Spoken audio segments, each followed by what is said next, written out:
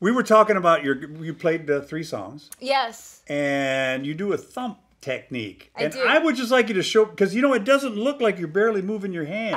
It's... So are you thumping it with your wrist or? I am. Yeah. It's a technique I'm going to touch on in a lesson here in a second. But I do. The way that I come down on the guitar, I extend this part of my wrist out, which...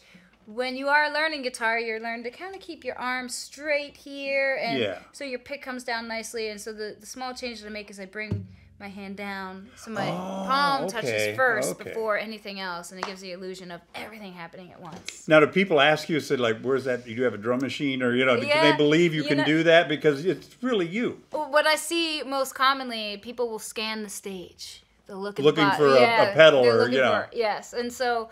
Where it came from, I was actually trying to learn the Lindsey Buckingham song many years ago. That was many attempts at that song, and until I kind of learned the secret behind it. But I couldn't get my hand to move fast enough, and I was trying to put everything I could, and I was accidentally hitting the guitar, and I thought I should do something with that.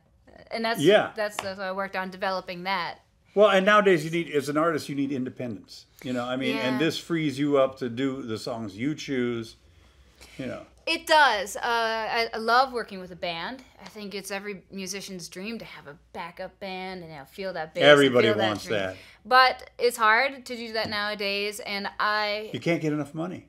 Well, yes, it's really hard. Yeah. It's what it comes down to. Financially, it's hard. Sometimes schedules, it's hard. Finding the right mix, even if you get the musicians you want, if they're not available, that happens. So... I really learned a lot by performing solo on stage how to transform the body of this guitar into as many parts of a band that I could. Right. The bass line or the percussive part, of course, and then accenting that with fuller chord sounds. And